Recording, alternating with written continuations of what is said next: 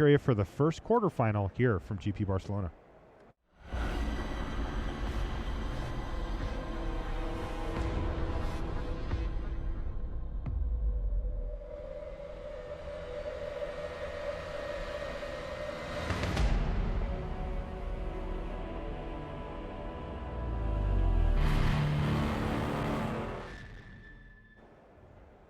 Hello and welcome to coverage of Grand Prix Barcelona. Marshall Sutcliffe in the booth with Randy Bueller, and we're ready for the first quarterfinal match between Fabrizio and Terry on the right-hand side of your screen against Brian Braunduin on the left. Fabrizio does get to be on the play as he is the 4th seed versus the 5th, and that's a big deal as Fabrizio, for those of you that are watching the live coverage along with us, we got to see he's drafted a very aggressive red-white deck that really does want to be on the play.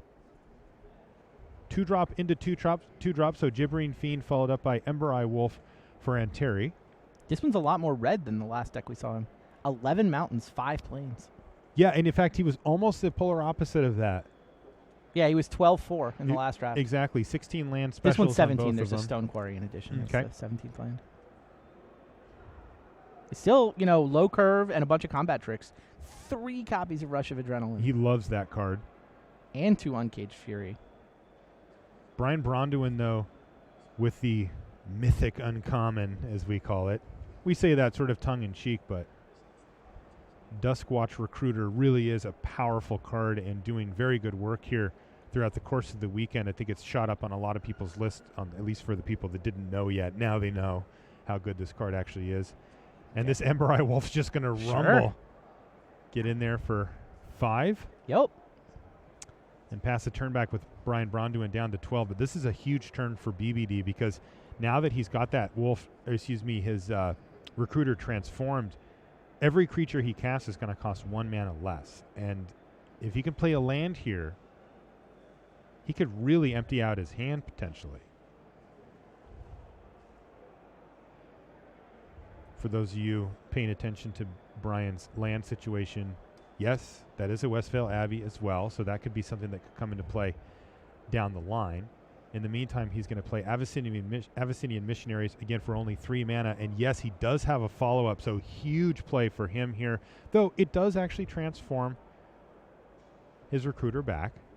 So Moorland Drifter, and he just put up 5 power and 5 toughness on 1 turn there.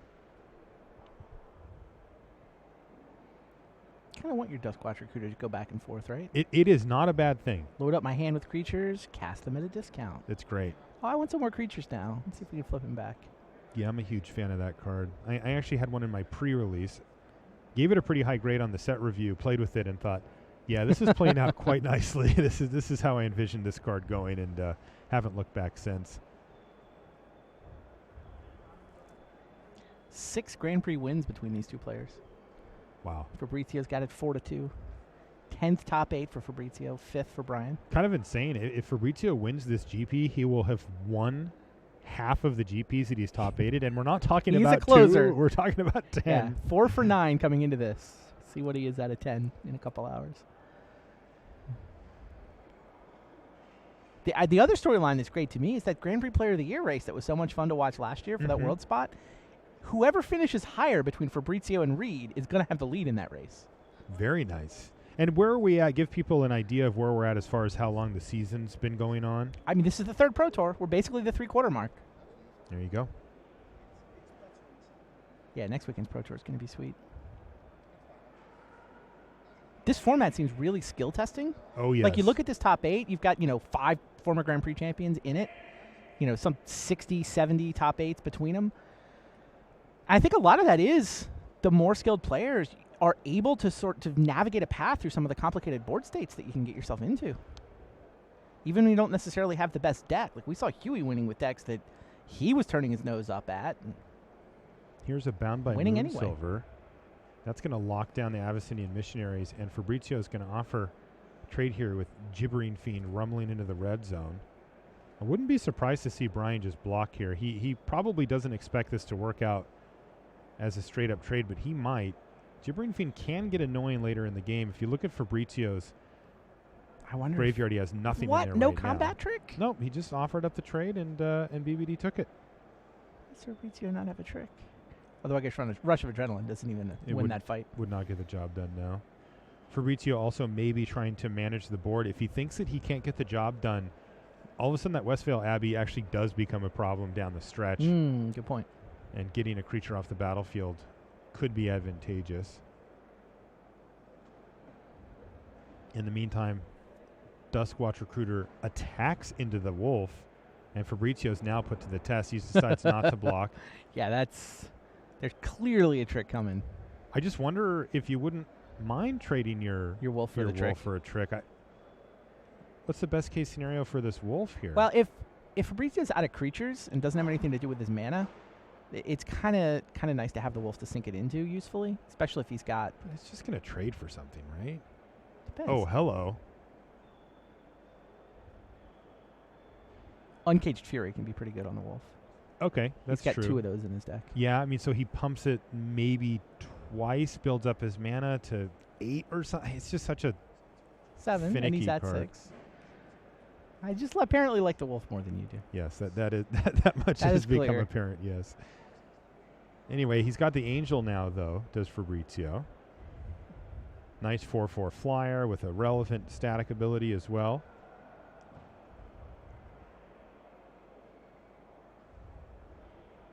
Kind of cool with the Bound by Moonsilver as well on the Abyssinian Missionaries. It prevents it from transforming. Right. So even if Brian finds an equipment, he won't be able to transform the missionaries.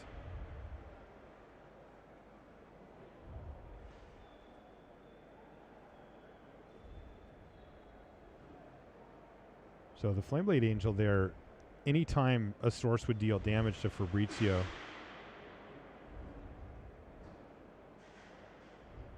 or one of his creatures is going to deal 1 damage back to Brian. And there's a Watcher in the Web, which is going to do a reasonable job of holding back the Angel from at least the big beats. Yep. Unfortunately for Brian, he hasn't really found a window to start using his Duskwatch Recruiter. You know, if you get even a remotely parodied board state, you just pass with the trigger on the stack, start activating it just to try to get ahead while the getting's good. But Fabrizio's done a good job of keeping just enough pressure up.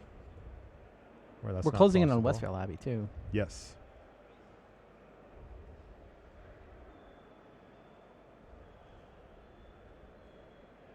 And against red-white, Westvale Abbey's pretty darn good.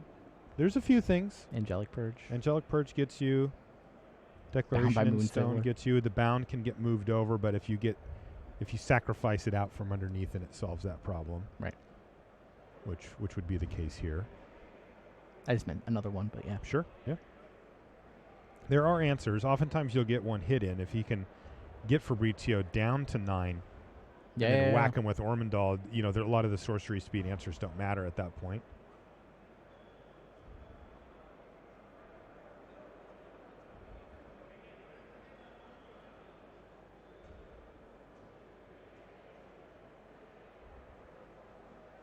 I feel like that wolf's going to rumble this time, right?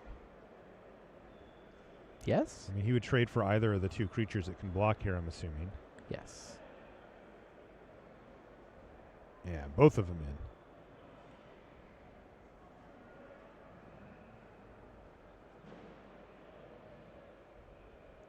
in. And Brian's going to go ahead and just block with both and say, yeah, well, we got nothing else.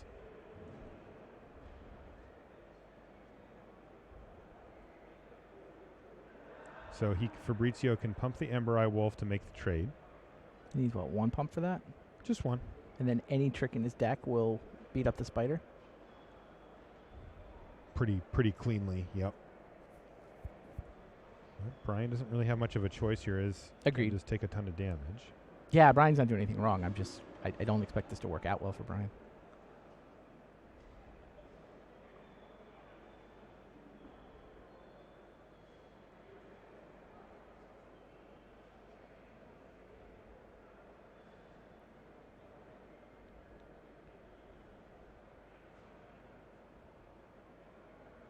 That looks like 3 mana.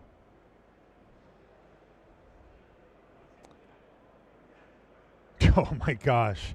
He's just totally comboing off on him here. So he's going to pump the wolf, and he's going to give it +2, +1, and trample. That's the key here. And then he's going to give it +1, +0, and double strike as well. So let's see how much this ends up being. This can't be lethal, right? He's taking. Are you sure? I'm saying it almost rhetorically here. 3, 4, and a pump is 6. Adrenaline is 7, 8. Isn't that 6? That is lethal. It's 14. It's also 2 damage from the flame blade, so that does it. Unbelievable. So Fabrizio, he took such a long time to sort out the math on it that I thought maybe he gets him down to 1 or whatever. No, that was lethal. And that looks like standard from last season. yeah, that was Teamer Battle Rage Become Immense. Exactly. I didn't know you could draft that deck in this format. That's pretty funny. And you didn't like it when he drafted Rush of Adrenaline. I did not, but he did it 3 times. All 3 times. I think you wanted him to take a different card. Assembled the combo. Wow. Okay. Wow, that was nuts. That was insane. So I like the wolf even better now. Yeah, when it has trample, it looks way better. But yeah, so Fabrizio Anteri picks up his first game of his quarterfinal match here. You can see William Huey Jensen over there. Looks like they're in shuffle mode. Maybe we can get an update. Yeah, haven't seen an update. Haven't seen one yet either, but I did get a chance, by the way, to take a peek at William Huey Jensen's list. Now, I didn't get to see the full list, just more of the card pool, but it looked very solid. And he seemed pretty happy with it, too, which is kind of a scary thing.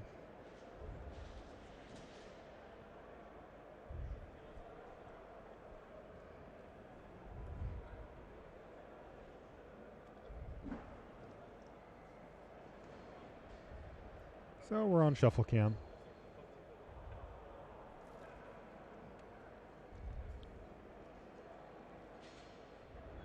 Huey over there in top 8, number 21. 5 wins so far. He can pull within 1 of the record on wins. Which is 7? 7 is the most anybody has. There's 3 people who have 7. I think it's 3 people on 7, 3 people on 5. Is it? And then like 10 people on 4. Yuya? Is Yuya one of them? I believe so. I think it's Yuya, Shuhei, and I have no idea. Those are the two I know who the other one is. Who is it? Kai. you remember the 7 Pro Tour wins. Oh, by the way, he also had 7 Grand Prix wins. Obviously it's Kai. What am I thinking? When you're talking about wins on Sundays in Magic tournaments, you should just write his name in and then figure out the other people that get to join him. Or not in the case of Pro Tours. Reed is down a game. You see the update up there. Victor Kazanskis took the first one. Huey won his first game. Okay. Just got that update in. So Jensen up 1-0, Duke down 1-0. Yeah, you can see that Reed's playing a blue-green list, and I also got a chance to ask him what he thought about his deck. He said, pretty good. You know, he wasn't raving about it, but he said it's pretty good. He was happy with it, though. Yeah, he does find himself down a game to Victor, who looks like he's playing red-black.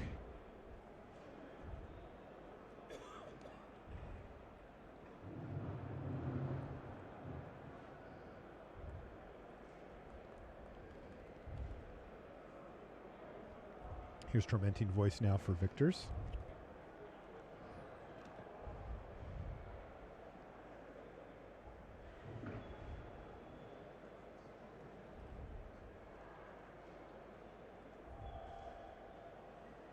And a Rancid Rats.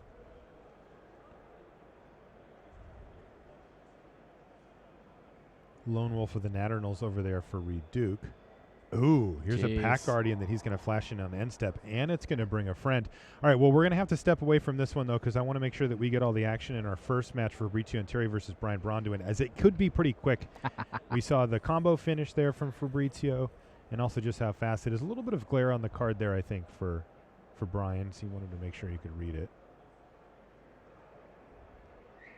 Judge seems to be stepping in for something, though. We were away, so I'm not really sure exactly what. Is it the end of the last game? Unclear.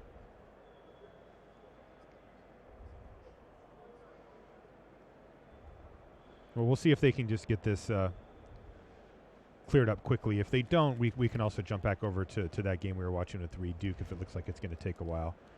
basically, if the judge pulls one of them away from the table, Yeah. we'll go over on the other. Fair. And if this is just a clarification that the judge wanted to make, then we'll jump back. Of course, we realize that you guys at home want to watch Magic being played. All right, looks like it's all sorted out, and we are back underway.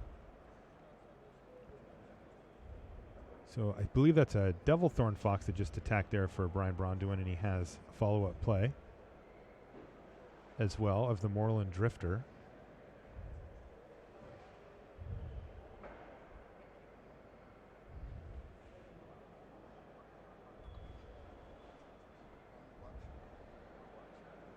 Wow, and this is kind of the dream here for Fabrizio.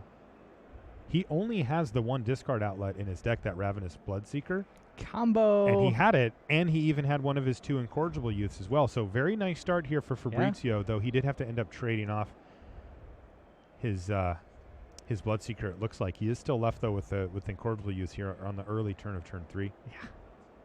All right, now this gets 4 power interesting. attacking on turn 3. That is nice. That is great, but the Devil Thorn Fox is a reasonable blocker here. Fair.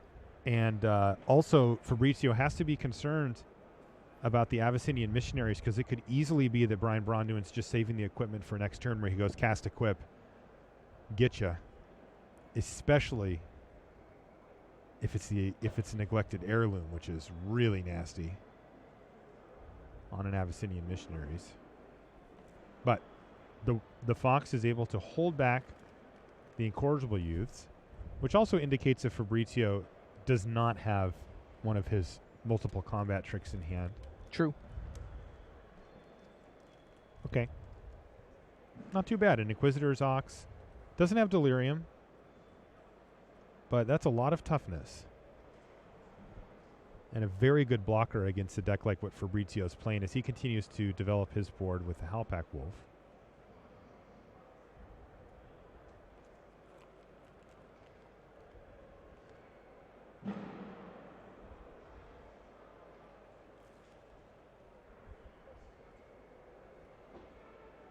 Uh-oh, here we go. Dustwatch Recruiter now, and he's only got the 1 green mana available, though, so he's actually not going to be able to activate it. You do see people play it sometimes, like maybe one turn off where they can play it and then activate it in the same turn to make sure that they get a shot at getting that card back. But unfortunately for BBD, a little bit of an awkward mana curve for him here, and he can't. But the good news for him is that he does get to untap here, and Fabrizio, while still developing his board, hasn't really put up anything amazing. Cathar's Companion, sure.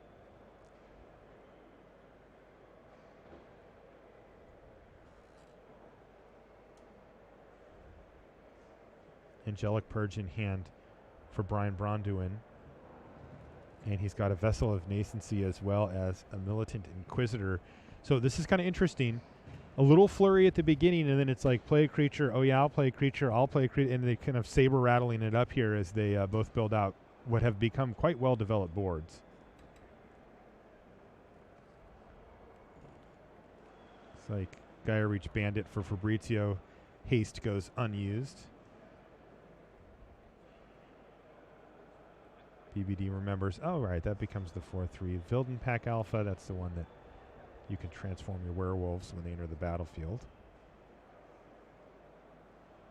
All right, BBD, it's time to start leaning on that Duskwatch Recruiter here.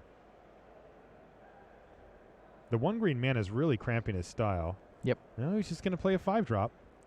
All right, well, he has been able to stay just far enough ahead of Fabrizio to discourage him from making any attacks whatsoever, but I would be concerned if I was Brian about the Duskwatch Recruiter dying at some point. Obviously, Fabrizio doesn't have an answer for it now.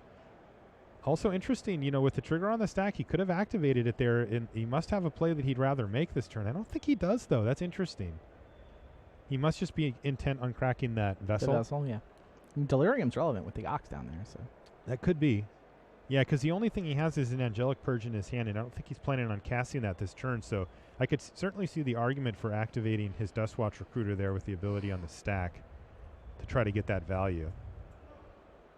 That Vessel's not going anywhere. He can do that when he wants. Mm-hmm. And I think what the deal here is that there's a little bit of a glare for the players. We've got the light set up so that it's pretty good for our camera, but I think on Brian's side, he's just catching the angle right where it's a little difficult for him to read him, which is why he's asked Fabrizio to move his cards up. Oh, there's a neglected heirloom. Wow. And he can get that with the vessel since it's an artifact. And this could get ugly very quickly.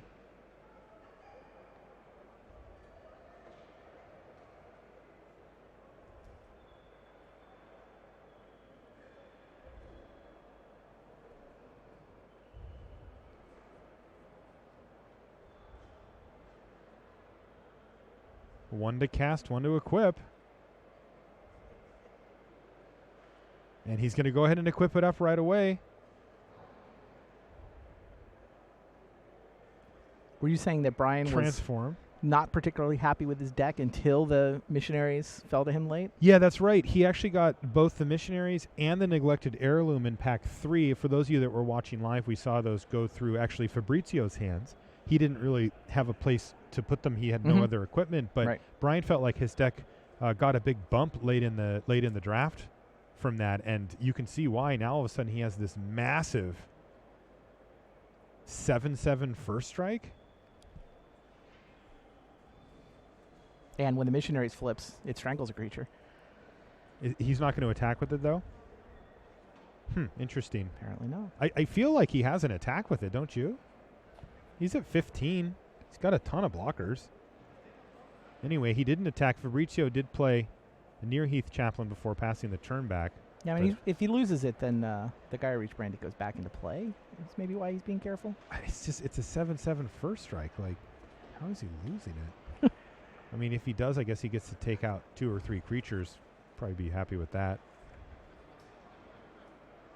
Well, looks like he's going to equip it up to the Ox instead. I'm assuming he has Delirium, though it is hard to tell from here. He's got the Vessel. Yeah, he does have Delirium. So that's going to make the Inquisitor's Ox 6 power now. With the Ashmouth Blade attack to it.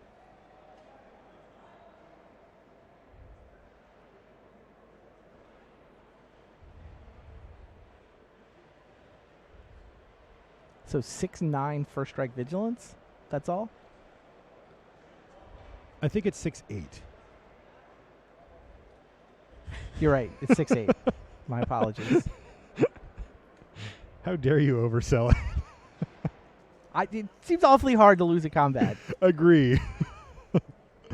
Yeah, so he's attacking. Fabrizio's in chump block mode. Yeah, he's just going to chump block it with the Near Heath Chaplain to try to get those cards out of it later.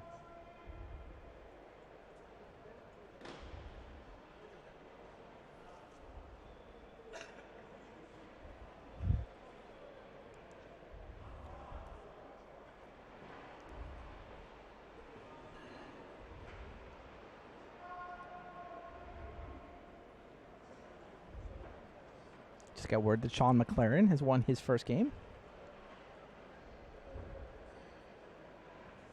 So McLaren and Terry, Jensen, all up a game along with Kazanskis. So Fabrizio's turn was just getting his 2 spirits. But Brian Braun doing, I think he needs to start really hammering away here.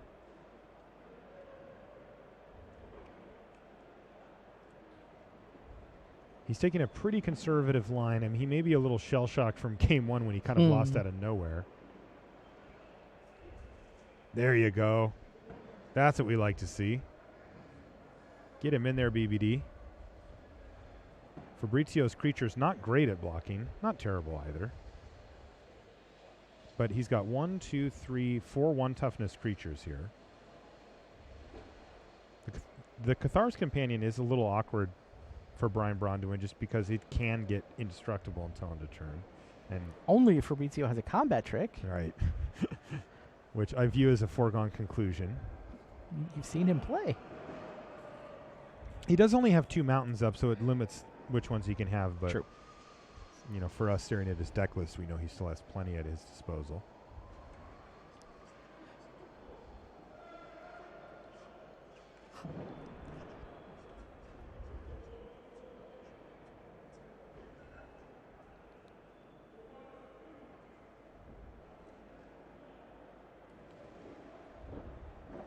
So it looks like the Gibbering Fiend's going to jump in front of the Inquisitor's Ox. And he's going to take the rest. So that's 7 damage, knocking Fabrizio down to 10. But wait, there's more. Wow. Another Thornhide Wolves. A lot of beef on the table for Brian Braun. Fabrizio has to be setting up for some type of big finish here if he feels like he's going to win this game. Otherwise, he's just going to see his board get dwindled down over and over again. And eventually we'll lose the game.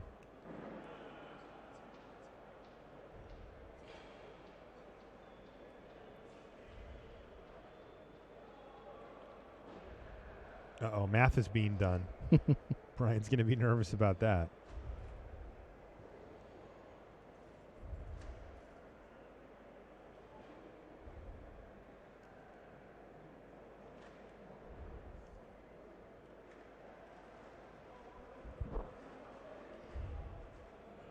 We have our first result. First semifinalist? First semifinalist. Who's through? William Jensen. Oh, baby. 2-0. I'm telling you, his deck was good and he liked it, so. Huey looking for Grand Prix win number 6 in his Hall of Fame career. Get out of his way. We could just book that now. Just call it a broadcast. I think there's a couple players at these tables who might have a little argument with that. All right, we'll let him have a shot at Huey. I mean, Fabrizio does close half his top 8s. Huey's merely 5 for 20 coming in. Okay, fair enough. We'll let this play out to its natural conclusion, I suppose. Oh, Brian. 4 wins for Huey. I'm sorry. I thought he had 5. He's going for win number 5, just like Fabrizio. Who had 5 wins that was up here?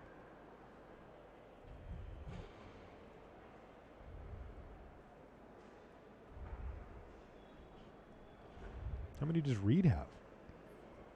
3 wins? 4 wins? Maybe he's got 5, actually. Because he's got one with PGO, right? Yeah, those guys won the last time they were in this building. There you go. Well, they didn't win. They top 4'd. Sorry. They top 4'd, But yeah, last time we were in this building all together. But they have won. PGO was top 8ing. And he also won Barcelona. Nashville. He won one down in Florida. He won one in... Reed has 4 wins. Yeah, and in Oakland. So that's Reed, 4. Huey, and Fabrizio each have 4 wins. Yeah, that's a lot of trophies in this top 8.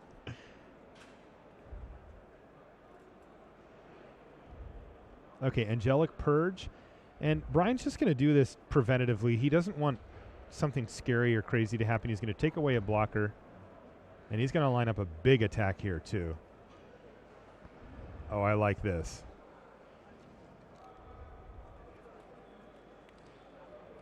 Team. The Inquisitor is still back. He's contemplating what's going to happen here.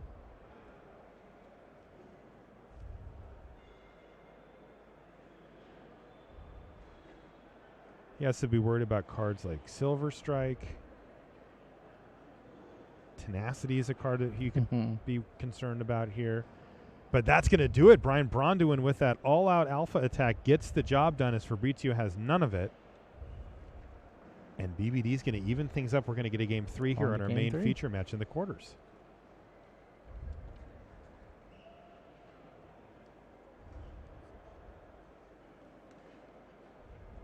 Awesome. There's Huey Jensen sitting back there after his victory. Let's take a look at what Reed and Victors are up to here. Well, it looks like Reed is significantly ahead on board here, facing down a 3-4, a 4-2, and a 2-1. He's also at 20 life. An Altered Ego. Not sure what it's copying. Though it does look like Reed is cursed here. The infectious curse you see over there by his library from Victor's. Oh, wow. We came at just the right time here, didn't we, Randy? All of a sudden, Reed Duke looks like he's trying to close things out now. Reed's down a game here, so he needs to win this and the next one to advance the semis.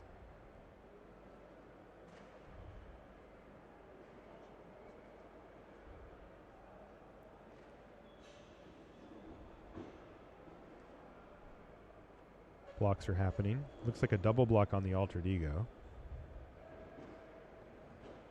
Uh-oh. This could be ugly. He's already got one clue. Confront the unknown is going to give that alter ego +2/+2 until end of turn.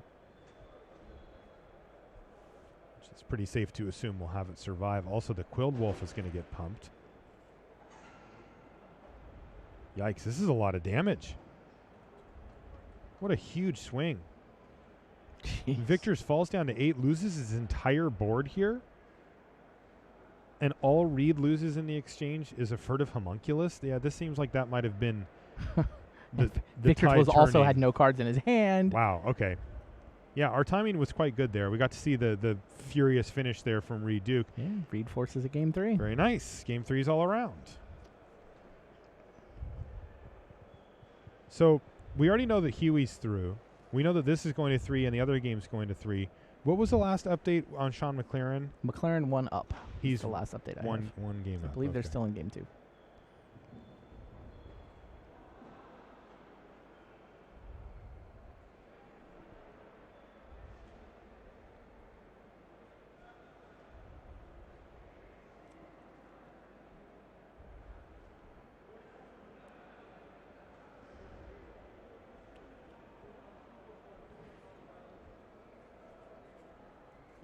These guys all business.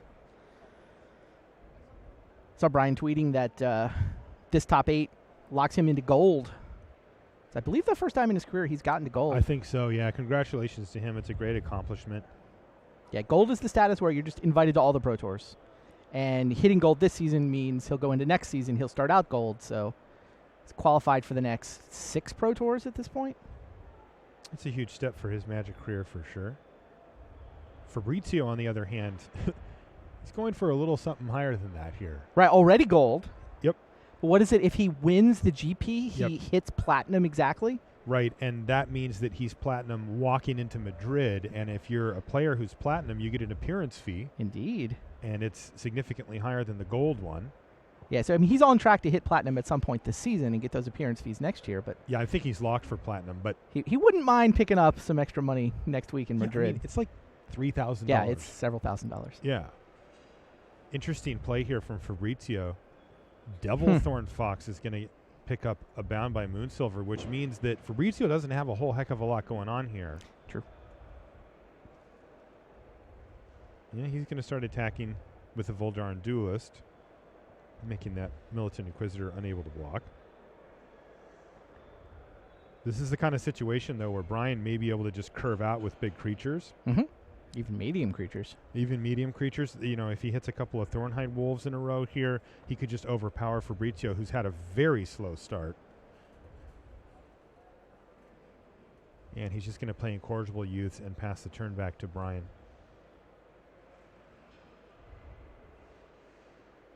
Okay, well, it's not a Thornhide Wolves, but it's a Watcher in the Web. And then Brian's going to pass the turn back. So, once again, we've kind of hit the middle part of the game where the players are just playing creatures and neither has good attacks. Gibbering Fiend, ping you, drop you down to 16. But wait, there's more.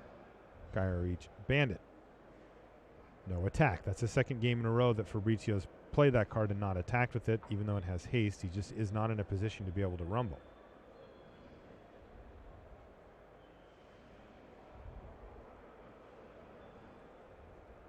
Wow. Duskwatch Recruiter again, and he's just going to pass the turn back. With that activation available, though, and things can get out of hand very, very quickly here if Fabrizio doesn't have a nearly immediate answer for the Recruiter. As Brian Bronduin has done a good job of building out his board first so that he's not under immediate threat. And that lets him sit back here and start activating that Recruiter over and over again.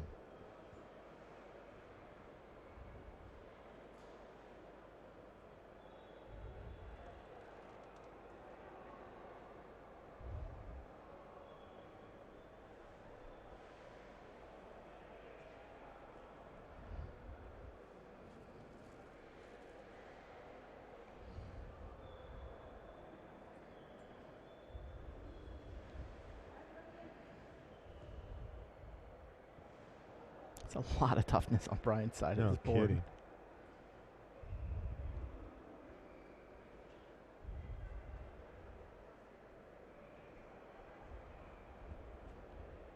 Is that Magmatic Chasm? Is that what Fabrizio's lining up? Does have it in his list. Indeed. Well, this is going to be particularly scary for Brian Braunduin here. Okay, rush of adrenaline.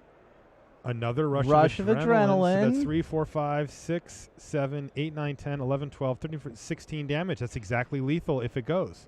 Good Lord. Again? Are you serious? He makes sure that it's not creatures with flying or reach, but if Brian Braunduin has no way to interact with the board, that's game. 2 different combo finishes. Fabrizio Anteri has drafted... He's drafted Battle Rage Become Immense. Maybe Titan Strength. Yeah, fair enough. Got the job and that done. does it for Fabrizio Unbelievable. Anteri into the semis. Wow, Brian does not look happy. That's a tough way to go out for Brian Totally. Braunduin. Magmatic Chasm Rush takes 16 for Xaxes? That's insane. Wow. All right. Wow. Well, Fabrizio Anteri is through. Yeah, look on Brian's face says it all. That was not a game he thought he was... Certainly not a game he thought he was going to lose that turn. No. And with the Duskwatch Recruiter, it's not a game I think he thought he was going to lose at all. I think he had a Vessel of Ephemera that he could have played that turn instead, maybe. To make flyers? Yeah. I think that's what he showed him at the end. Oh, wow. Yeah. It's hard to blame him, though. Yeah. Playing around Can't play him from Chasm that. plus 2 combat tricks seems unlikely. Okay, well, let's jump over and see Game 3 of Victor's Kazanskis versus Reed Duke. Not a lot going on this game, just the 4-2 there for Victor's, and it's in fact going to be put to sleep. Also, make sure that you, if you're playing a competitive REL, make sure that you remember your trigger on your sleep paralysis. That is a trigger. To tap the enchanted creature? You have to tap it. Yeah, Incorrigible Youths cast the good old-fashioned way. With haste, is going to crunch in for 4. Dropping Reed Duke down to 16 before passing the turn back.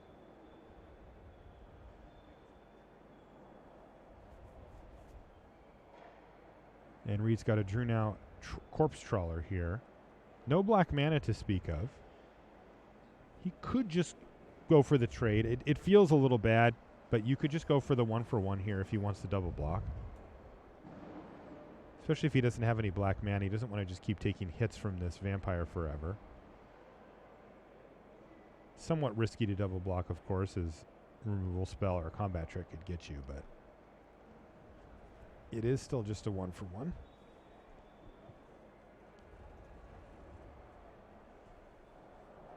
Let's see what Reed does.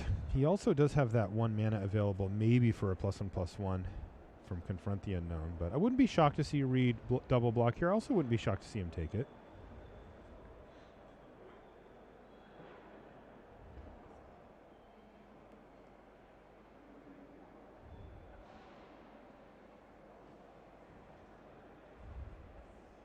Single block. And go for the Confront the Unknown, but he's going to get Fiery Tempered right out of here. And that is going to be pretty nice. It means that Reed takes no damage this turn. He effectively chump blocked, but he's not going to get his clue. Right. Yeah, to Confront the Unknown fizzles. It fizzles. Does not resolve. No clue. No investigation. And a Rancid Rats is a follow-up for Victor. So not a particularly potent follow-up, but a decent sequence for him there in any case.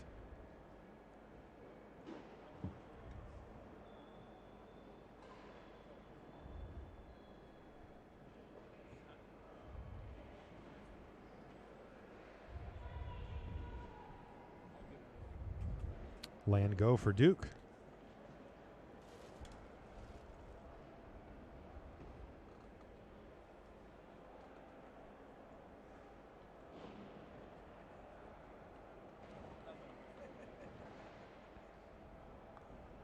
Corrigible Use continues to rumble. Sure. No block for Reed Duke. He's just going to take it and drop down to 12. Pack Guardian, something that Victor's would consider there, but I think he'd be okay making a trade anyway. Passes a turn back. He's got a Dance with the Devils in his hand that he wants to fire off. Wow. Confront the Unknown on your creature during your end step just to make a clue. Yeah, he just wants to cycle it. Yeah. You know, hey, I mean, we talk about this card it's a 3 lot. mana to as cycle saying it. It's not that bad, and yeah, this is when you have to do that.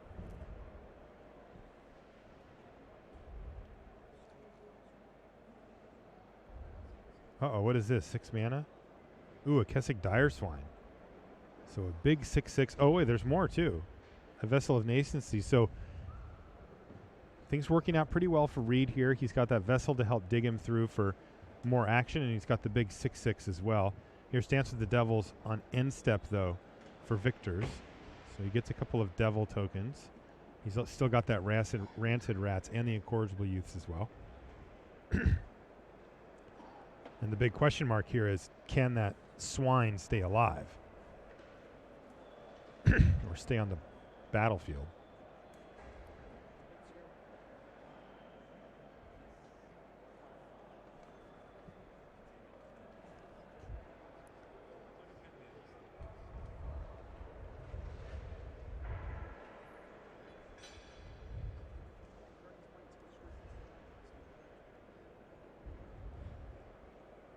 Pretty reasonable spot for Duke, assuming that the swine stays alive. If it doesn't, then he's going to fall behind quite quickly.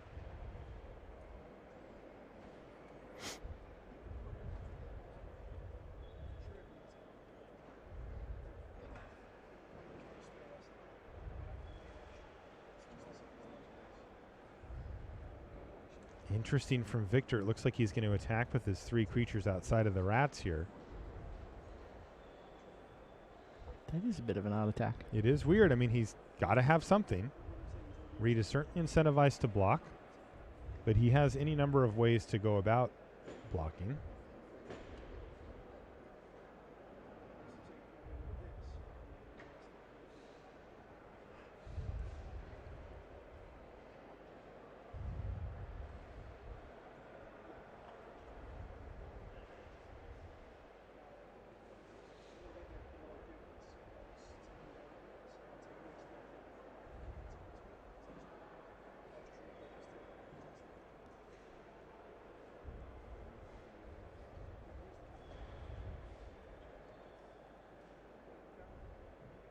Deciding on what the best course of action is for a block here.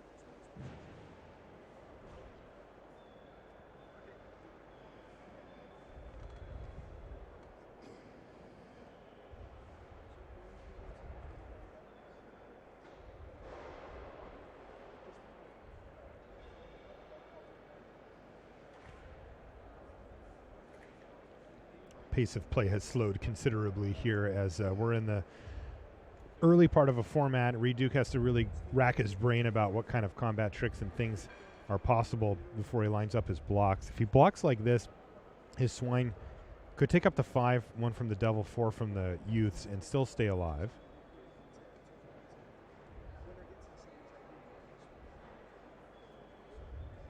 He's going to know the Victor's has something, just doesn't know what yet. I think it's Spiteful Motives. No, he let it happen, so that's not what it was. So the Youth should die here. The 1 damage from the Devil went on the swine, and I'm assuming he's got something else. It's a dual shot to finish it off. Mm-hmm. I got to say, that exchange for Reed Duke looks pretty good. From under the floorboards is the follow-up. He's just going to pay the normal price, so he's going to get 3 2/2 zombies tapped, and he's going to gain 3 life. Not bad. I mean, he cleared away, and he still got the Devil and the Rats as well. So after the dust is settled, it looks okay for Victor's, but you got to feel like Reed has an opening here to try to get back in this game after that block.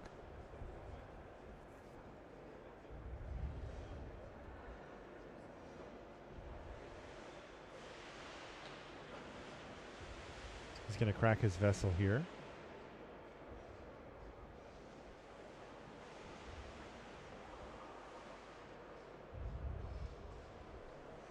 Three of the 4 cards were lands. He's just going to take the spell.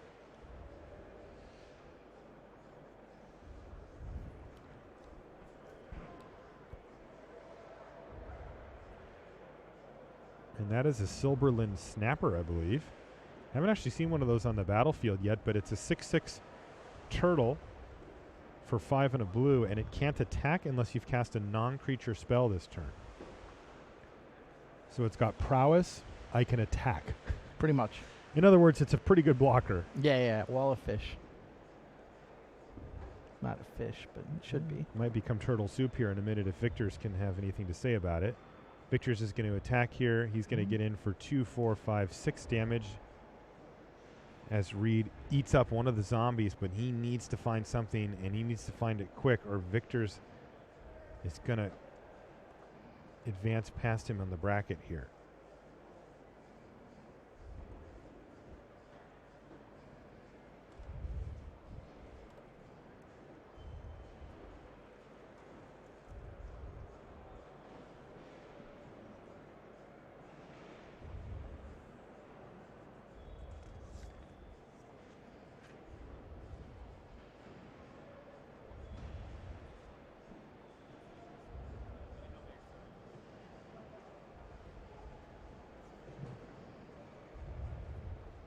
It's uninvited Geist. Looks like an 2/2. uninvited Geist, yep. Meanwhile, Victor's is still just attacking with everything. This would be 2 damage hitting Reed.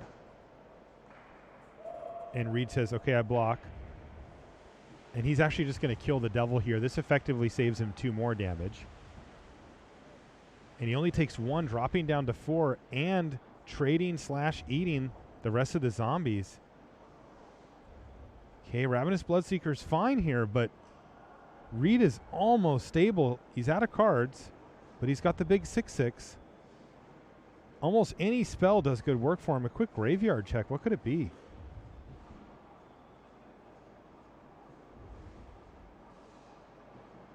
Not a Season's Past, is it? He doesn't have one of those, does he? No. He's got an Obsessive Skinner. He's going to put the counter on the Snapper, and then on Victor's upkeep, he's going to put another one on there. It's a large turtle.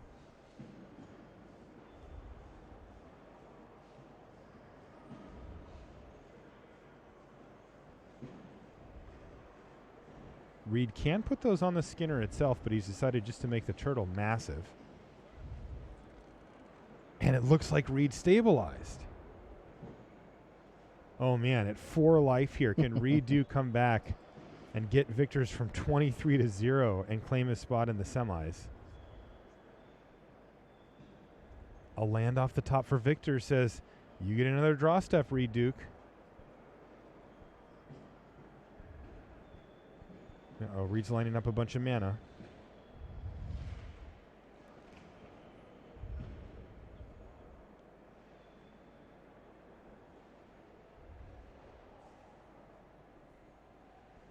Reed's going to pass, and he just keeps putting counters on the Snapper. Any reason, do you like diversifying it out a little bit here? Another Rancid Rats. I wonder if he's going to start just attacking with his rats here. He hasn't. You figured he'd like to trade with either of these creatures, right? Sure. I mean, the Skinners could be a problem going down the line. He'd happily trade it off for the Sibylline Snapper. Hermit of the Natternals now for Reed Duke. He's going to pass a turn, and now the Hermit's going to pick up a +1/+1 counter.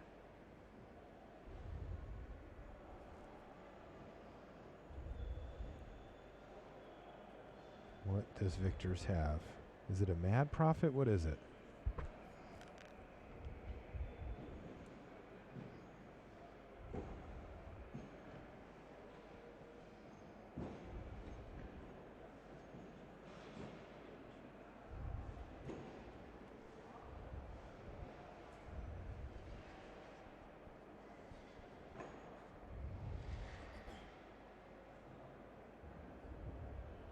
All right, now he's going to start getting aggressive with these rats. Oop. Yes, he is. He's going to attack with both of them. And Reed's going to immediately trade off for 1 and take the other, going down to 3. A very dangerous 3 life here. And it's a Gibbering Fiend. It's going to drop him to 2. I'm assuming that Victor's has... He does now, so he discards a land to get to Delirium, which is going to put Reed down to 1 life with the Gibbering Fiend as lethal. And how does he deal with this? Reed Duke, blue-green. He needs to find like a Rabid Bite or something immediately. And if he can't, Victor's is going to be the one